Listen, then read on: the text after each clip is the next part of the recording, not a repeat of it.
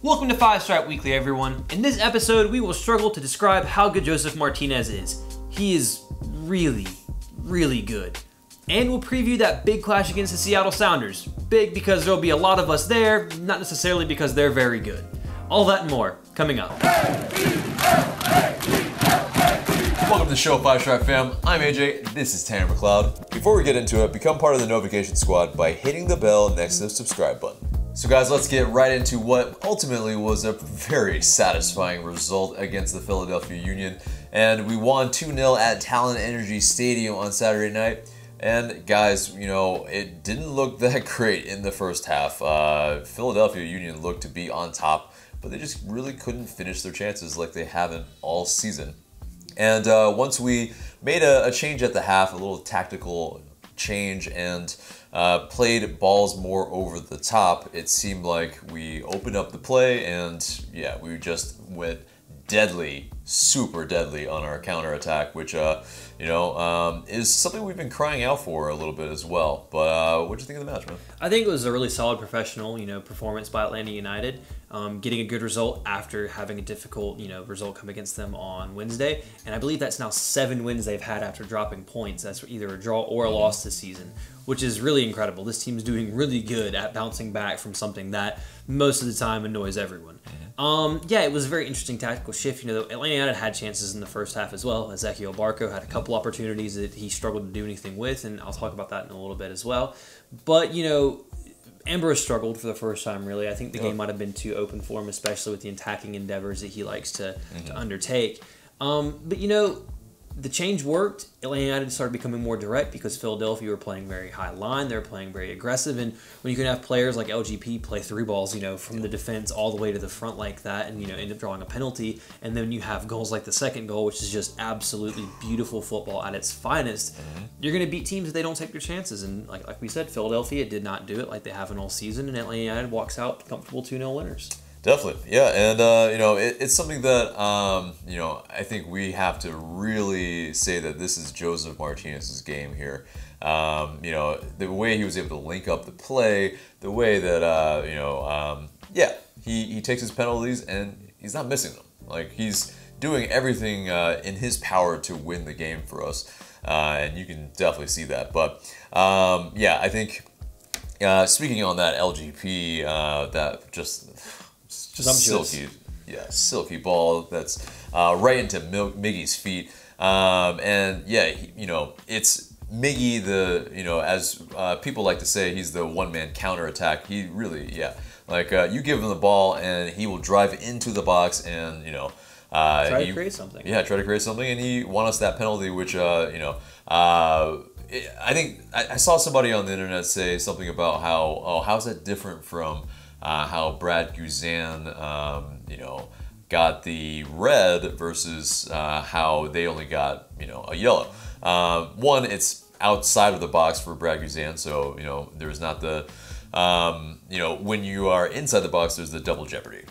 They really try to avoid that most times. It's actually a recent rule change for FIFA. Yeah. It's happened within the past couple of years. I forget the exact change they made, but it used to be, regardless, if you were the last man in the box, goalkeeper, defender, anyone that did not have a clear goal-scoring opportunity, it was a red card and it was a penalty, and that person got suspended for a match. Now, it's actually changed the rule, and it's quite incredible because you saw a great example of it in the Denmark v Croatia game in the World Cup, where the guy was the last guy and absolutely fouled the guy, knowing he was giving away a penalty. But he isn't going to get a red card anymore, so there's no chance for him to get sent off and concede that penalty at the same time. He conceded the penalty, Modric missed it.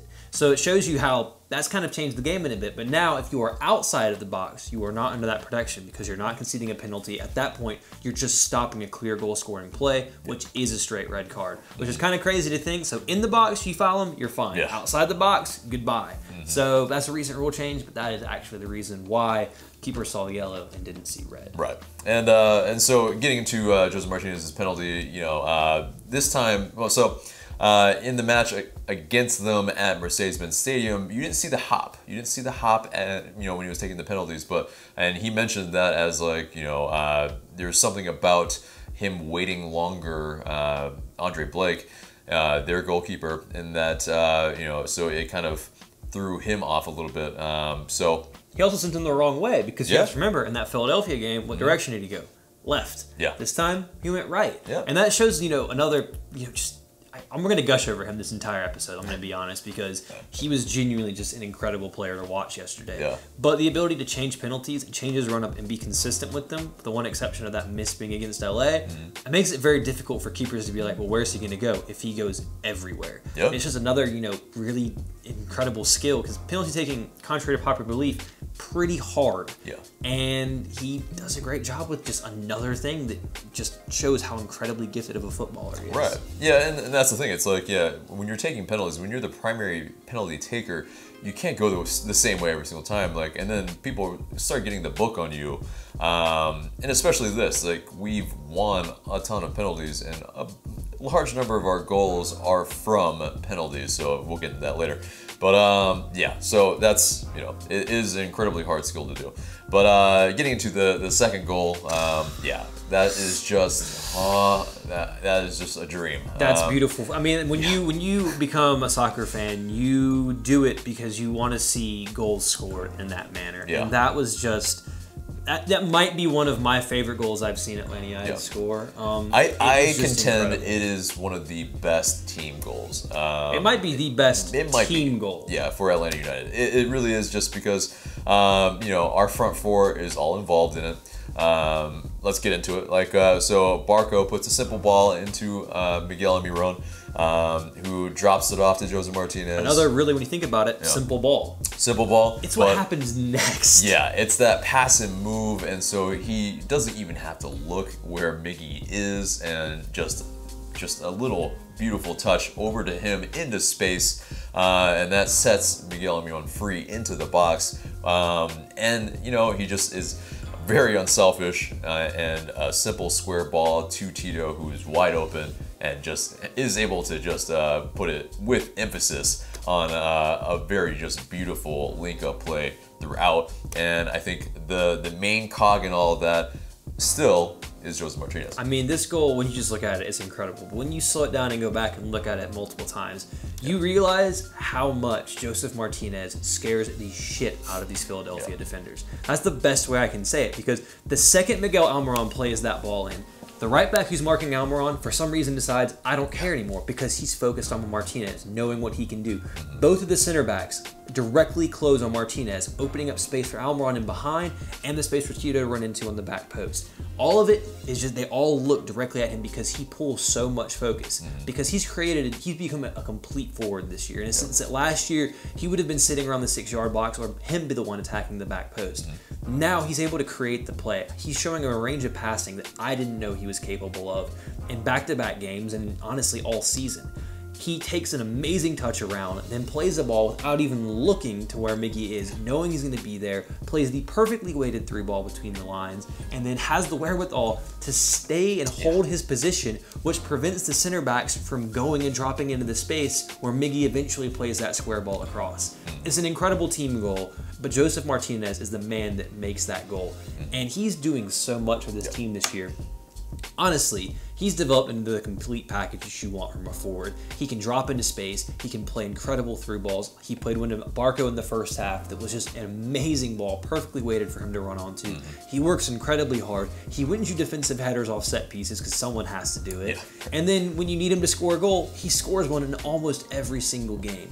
I mean, I can't say enough about this guy. I think right now, he's probably the best player on Atlanta United when it comes to form. He's the best player on this team when it comes to, making it tick, because right now with him dropping into space, he's linking everyone up. It's not Miguel Almiron right now, it's Josef Martinez, because he's dropping into the play so many times to spring these attacks. The second goal last week for Almiron, just incredible stuff. And I've run out of words to just talk about how good Josef Martinez has been and how lucky we are to have a player playing like this. No, I don't want to take anything away from Miguel Almiron. Like, Miguel Almiron, he created the chances for these goals, essentially, and so without him, these goals wouldn't have happened. So there. I absolutely agree. I think one doesn't work without the other, which is why the fusion dance is the perfect, celebration for these two guys, because they do so much. But I've just become impressed because I expect Miguel Almiron to be making these plays and bringing these counterattacks because he's a number 10. That's what he does. But to also be getting that from your forward to where he can play that ball into your number 10. it's just incredible to have. I mean, these two players, we're so lucky to get to watch them at the same time. And just kudos again to the front office for finding this and realizing that, hey, maybe someone should play Josef Martinez as a striker, not as a left winger, cough Torino. And now look what you have. You have the only player in MLS history, aside from Landon Donovan, to score 18 goals and 20 appearances in a season. Josef Martinez has done it twice. Yeah. And so let's get into some of the quotes from the match and what Tata Martino and some of the players said. Tata Martino said on the mindset of the players before tonight's game, he said, "I was worried first because of the amount of effort that the guys put forth in the game against Dallas, so I didn't know if we had enough energy to finish the game tonight. And I was also worried about how the guys would respond from a game that we probably should have won, but we ended up losing. But I think the team had a good attitude tonight, and everything I have to say about the mentality was positive." And Michael Parkhurst said on getting 3 points on Saturday, "It was very important, a big bounce back game for us. We've talked about how we do not want to lose consecutive games in a row this season. We have been able to avoid that, and that is a big reason why we are at the top of the table." I agree. Yeah, I mean, us being able to really be, having a good response after losses this season versus last season where we kind of let it slide a little bit. We kind of let it linger, and so this season we've been very lights out when there has been a little bit of adversity. So yeah, I mean, that speaks to the leadership and the determination and the attitude of these players, though. You know, they know that they want to win. They know what their goal is, and they're not satisfied when they struggle. And that's a characteristic of a very strong title-winning team that wants to win stuff. So, I mean, you just look at the record, 7 wins, and I believe it's 1 draw after losing points this season. That's an incredible record to have, and clearly these guys show that if they drop points, good luck to whoever's playing them next, because they're probably not picking up any. And guys, moving on into the news, Atlanta United are already on 20 points on the road this season, and that is on a ridiculous pace that might break the actual record of 37 by LA Galaxy in 1998. So, good stuff. I mean, may we keep it going. I mean, that LA Galaxy team, by the way, if you go back and look at the records, they hold a lot of them. Yeah. That team scored a lot of goals and won a lot of games. Yeah. And if I remember correctly, didn't win anything at the end of the season because Chicago Fire won the double. Yeah, man. Because, well, different times back then, too, though. They also took penalties in a very weird way. And if you don't know what I'm talking about, go look it up. Run up penalties. Do yourself a favor and look it up. It's incredible. It's such a, oh my God. It's terrible, but it's incredible. Anyway, but moving on to the injury report, the final person that is not long-term out, saying, Greg Garza, Jonathan Nagbe, Chris McCann has returned to the squad of 18 he played on Saturday. So, may our health continue. And, I mean, obviously we saw Tito Villalba play as well, and there was a worry about that. Didn't seem really too bad. He did wear the little kind of a knee brace type of thing going on, but seemed to be okay. And he has a week to essentially recover, so it's good. And our U17s are going into the championship again. They have moved on into the finals. After winning 3-2 against Montreal Impact, and if you remember last year, they definitely won the championship, the DA championships. So hopefully we can get another trophy for our academy. And moving on, that takes us to this little nugget that I dropped earlier on accident. I'm sorry, it was too good, I couldn't wait. But Josef Martinez is now only the 3rd player, technically, he's 2 of them, to score 18 goals and 20 appearances. The only other player to do so is Landon Donovan, because obviously Josef Martinez did it last year as well.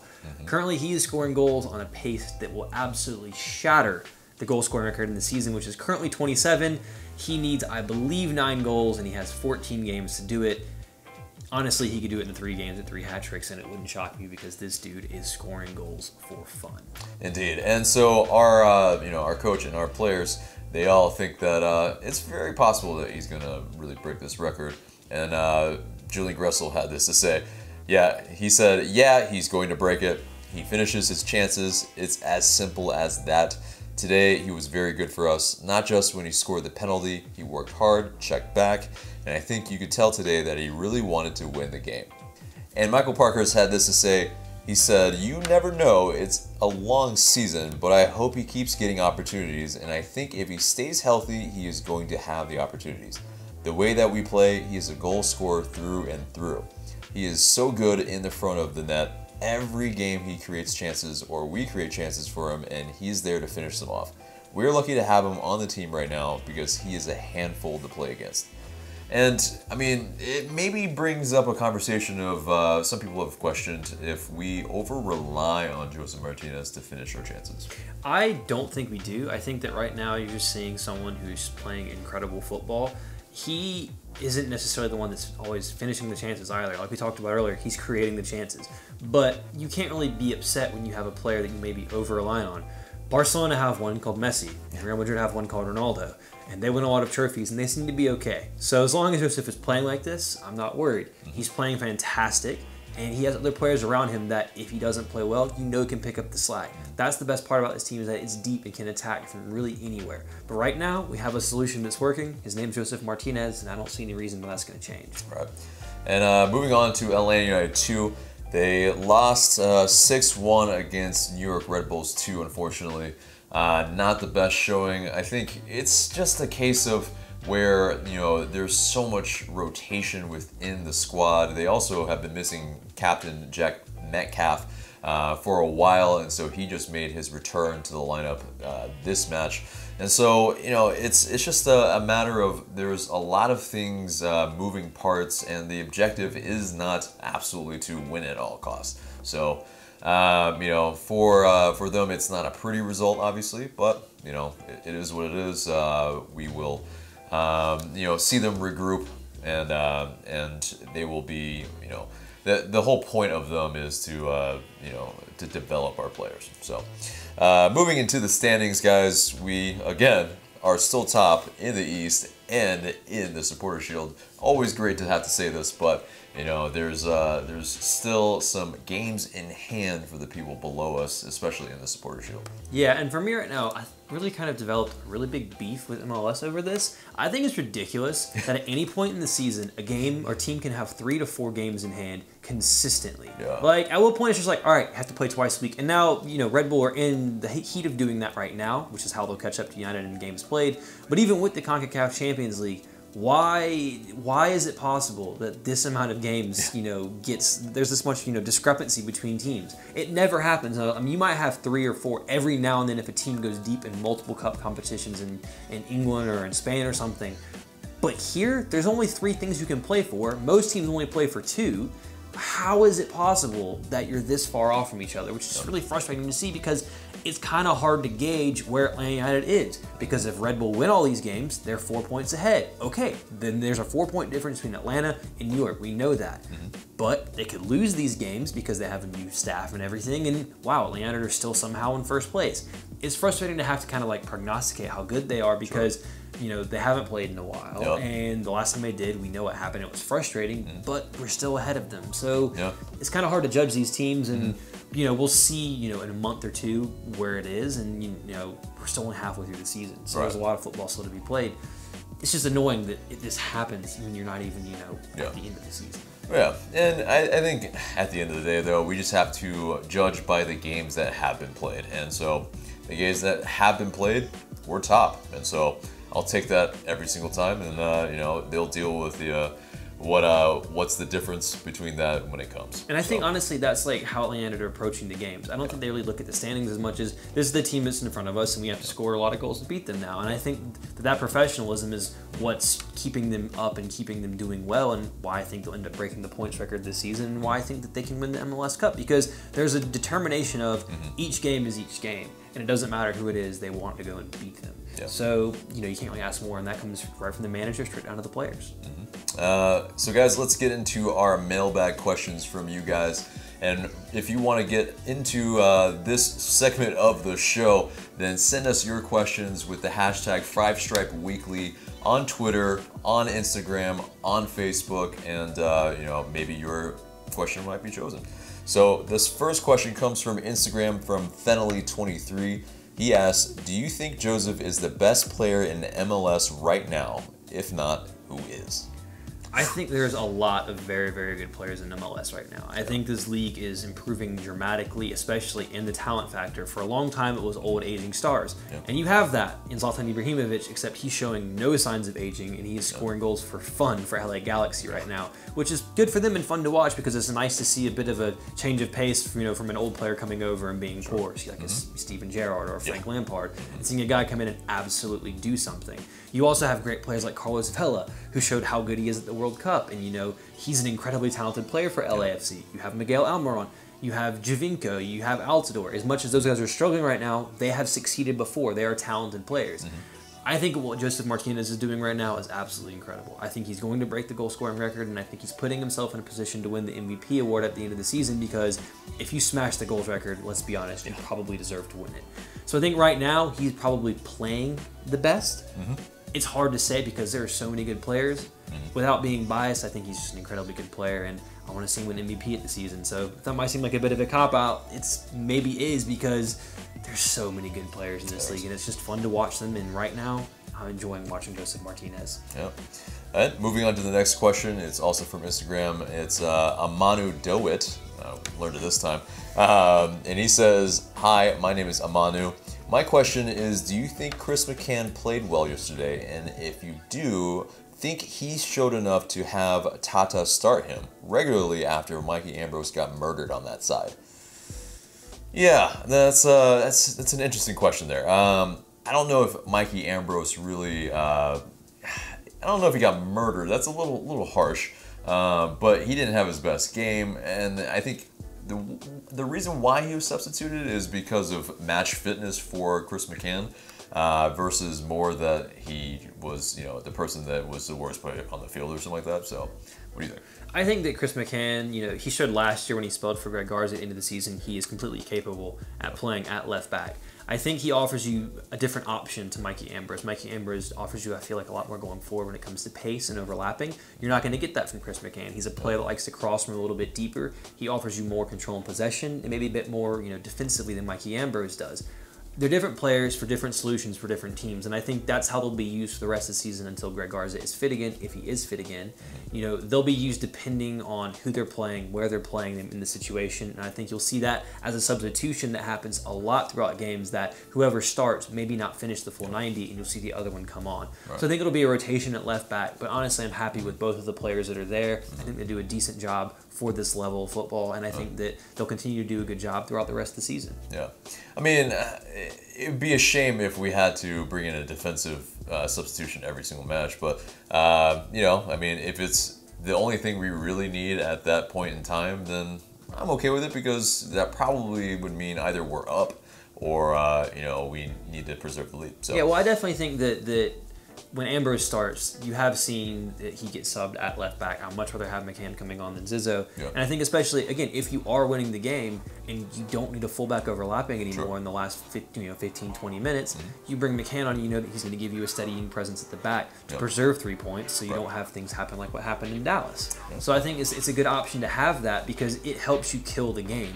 And at the end of the day, even though we all want to score 5 goals a game, sometimes you don't need to keep doing that because you need to save yourself for the next game, or you're firmly in control. You don't need to push it because you don't want to risk goals going in on the other side. So, it's options, and that's the best part is that they're deep and they have, the ability to have, choices to make. And many MLS teams can't say that. Very true.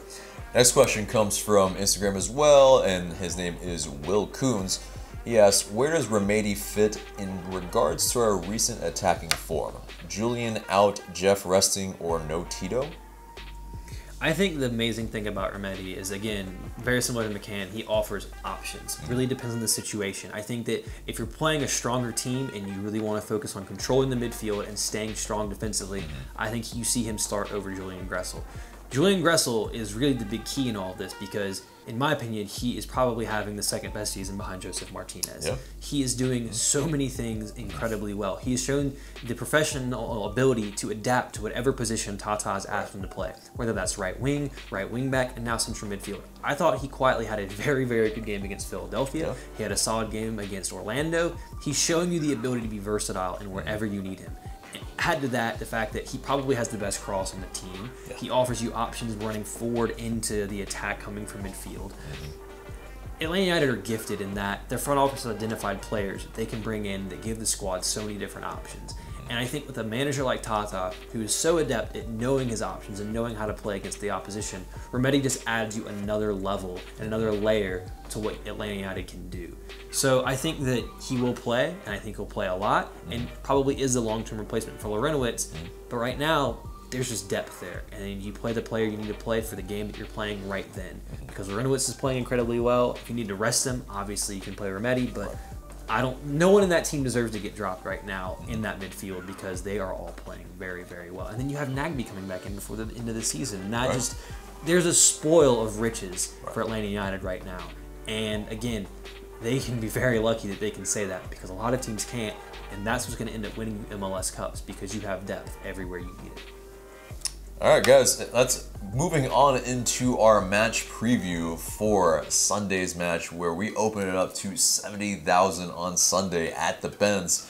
And guys, it's it's not going to be the most toughest matchup, but it is something that I think we should be weary that we don't get too complacent and then we drop points against a team that we should be getting 3 points against.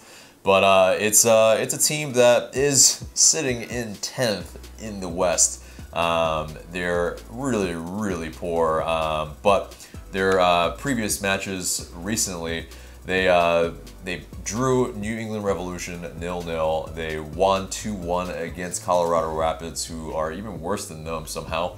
And yeah, I mean, it's just, it's a very ho-hum season for them, which normally they have been a powerhouse in the West.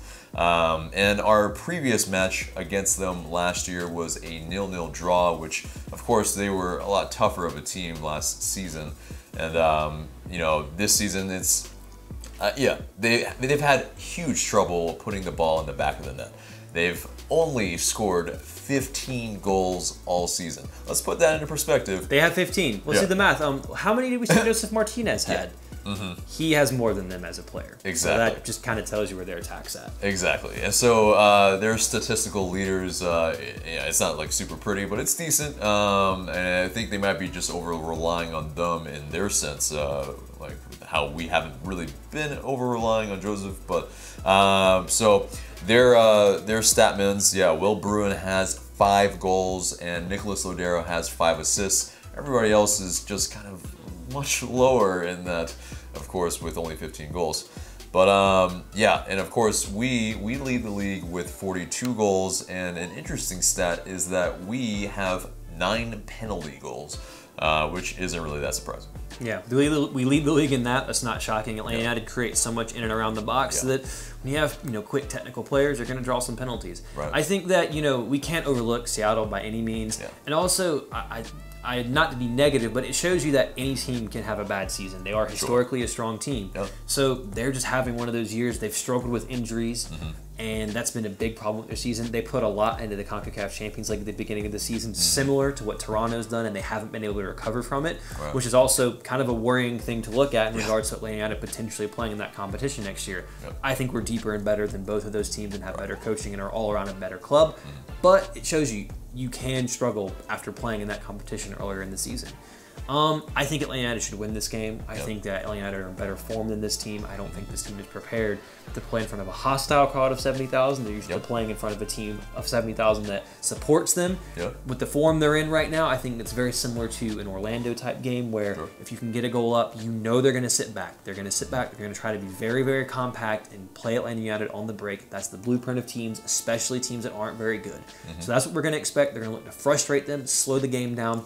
If Atlanta United can get that first goal like it's been all season, that first goal for Atlanta United really shows you what's going to happen. If they score first, they're probably going to get 3 points. Seattle will have to open up, and Atlanta United will be able to attack them.